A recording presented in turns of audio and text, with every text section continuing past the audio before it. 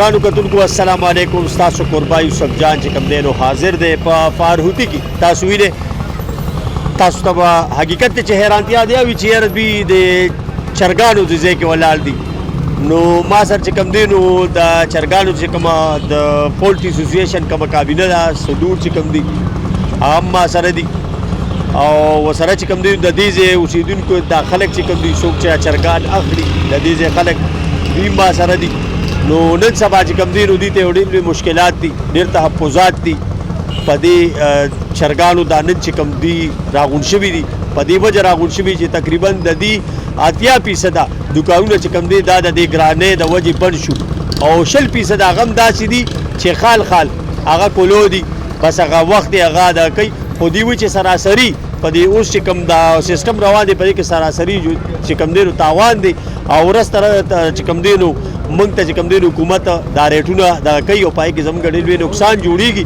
نو په دې حوالې سره موږ راغلي یو موږ سره کې دلته چې کوم دی نو دا چرګانو والا ملګري دنه موږ یو څه ته پوښتنه. السلام علیکم. وعلیکم السلام. روري دا راته ووایه چې ستاسو دلته کې مخکې به چې کوم دی نو تاسو ته چرګان میلاوېدل اوس هم تاسو ته میلاوېږي نو څه فرق دی لکه ګراني ده او که ارزاني ده؟ یاره چرګان خو مخکې میلاوېدو اوس هم لکه مخکیني په نسبت زموږ مارجن ډېر کم دی. مخکې 15-20 روپیه نن سبا هغه اووه اتو لګه اوس دی بله را چې لکه اووه اته روپیه کیلو په دې کې ساړو څه دغه ني چاکوال او تلرنګ دغه دی نو بل اووه اته روپیه 10 روپیه خو دې باندې خپله خرچه نه واګېږي. 121 باندې راته پرېوتې دي چې چرګ تللی نو 420-410 روپۍ سو کې علم نه ګران دي. مخکې به چې 2-3 منه خرڅېدل اوس من خرڅېږي کرایم نه بچ کوي. سرجي دا حل تاسو ګورئ ریټونه ډېر زیات انتهایي سیوارې دي خو بې خرچې سیوارې زموږ د دنیا قرضونه راباندې راوړي د خلکو یو ګاډي وال نه کوز کړو یو بل بل ګاډي وال نه کوز کړو په دې طریقه یو نه بل پیسې بل ورکړو په دې طریقه باندې ورو پیسې باندې خلکو راخېږي بس روزګارونه شان خراب دي. اوس چرګ چې کوم دی په 221 روپیه کیلو دی او مخکې پسو مخکې به دغه 95-85-80 دا پیمانه وه تقریبا 110 خواوشا سیوار ریټ که نه نو انتخابي زیات سیوار په هغې کې به تاسو څه پاتې کېدل؟ بلکل هغه خو به ګاهک چې کوم دی نو کسټمر به پیسې ښه په خوشۍ ورکولې. اوس خو موږ سره چې به یو چرګ معنی انتخابي زیات جاخي کېږي یو سړی چې کوم دی چرګ ډېر انتخابي زیات ریټ سیوار دی. زما عزتمند ورونو پراپرټي د چرګانو دونه ښکته راغلی د ریټ د وجې چې هر دکان والا قرضدار دی هر دکان والا چې دی مطلب دا دا لا فکر به چې څه شته نه چرګ مونږ ته دلته پرېږدي په 400 خلک یې غواړي په 300 د هغې د مجبورۍ حالاسه مونږ د دکانونو کرایه هم د خپله جیب ورکوو او اولاد دونه را روان دی چې ګاډي مو پسې مطلب دا دې ودرېده ټول هر څه د مونږ سیسټم خراب دی.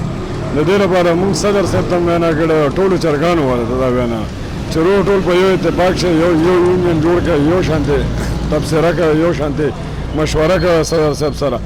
دا لات د ما دکان سکندري شټاپ کې ما دکان دی 13 کاله ما دکانو شو په د باندې باته منه 10 منه چرګان خرڅېده و دونه بورت راغلی د مونږ او دونه ګراني ده چې هغې د لاسه مونږ د دکانونو کرایه نه دا مونږ د جیبونو نه ورکوو.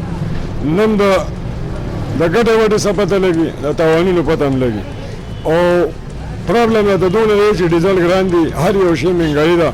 دلته که چاله مونږ د 300 چرګ مونږ په 18 باسه به 300 ورکوو الټه را سره جګړې کوي. که باردانو مکه 125-130 روپۍ کیلو هم خرڅوو خو 221 روپۍ کیلو چرګ دی. نو څوک چرګان وړي که نه؟ نه وړي 450-500 روپۍ باندې چرګ پروزي ګاهک ته ځي. نو که دا چرګان خلک نه وړي نو بیا خو حالات ډېر خرابېږي به نه؟ جی بالکل خرابېږي بس ګاهک راشي ارزان چرګ غواړي 200-250 روپۍ راوړي او 400-450 روپۍ باندې چرګي واپس لاړ شي ګاهک. یو خو حکومت موږ له ریټ نه راکوي موږ له دې په چکوال پسې 31 روپۍ فی کیلو لګوي ولې موږ په چکوال کې اوسېږو که نه دا مردان دی یا مردان له د چکوال نه ګاډي والا چرګ راوړي ولې هغې هسې راځي په تیلو نه راځي روزانه تیل ګرانېږي موږ ته سیز ګرانېږي. مخکې به موږ ته 400-500 روپۍ په من پسې ګاډي والا زموږ نه منافع اخېسته نن سبا د 700-800 روپو نه کم نه لي. دویم نمبر خبره دا راځي چې موږ څو پیرې حکومت ته خاص وکړو چې موږ ته دا ریټ سیوا کوي هغې موږ له ریټ نه راکوي. هغې وایي دغه کیلو دی نن ما په 8200 روپۍ من اخیستی دی په 215 روپۍ کیلو ما ته پرېوتی دی زه په 121 خرڅوم تاسو ما ته دا ووایي چې په 6 روپۍ کیلو کې به زه دا بیل ورکوم که زه به یې خورم که دا مزدور به یې خوري که دا چرګان به یې خوري. ګرانو کتونکو مونږ چې کومې خبرې نه یېرېدلو هغه مخې ته راله د چرګانو په ځای اوس چې کوم دی نو دوی چرګان پرېښود اوس پسو یې دلته کې ساتي ولې چې چرګان د خلکو دغه نه ووتل اوبه اوس چې کوم دی د برخه اورېدلې دي د خلکو د وس نه بار شو. کله چې یو شي د خلکو د وس نه بار شي نو بیا لازمن د بل کار سوچ کوي. ما سردارو ولا د درو پیسو ته پوښتنه کو. سلام علیکم. وعلیکم السلام ورحمت الله. چرګان ختم شو ست پکې سوې دا کړې بس چرګان جی ګران دی او بل د انتظامی کار دی. انتظامیه چې کم دی کله 3 روپۍ کیلو کله چې کم دی داسې روز راشي چې 15 روپۍ په تاوان خرڅې. نن 15 روپۍ کیلو ټول مال هم نه ملاویږي. 3 منه مال ملاو شوی. د مزدوران هم لرې کړل. زیات ترر سړي مزدور سړی لرې کو وایي په خپله لګیا کار کوو. څه دا وایي چې مزدور دیاړي نه بچ کېږي. هغه هم چې کم دی نو ته به د ګاډي والا مال خرڅې هغه له به دیاړي ورکې.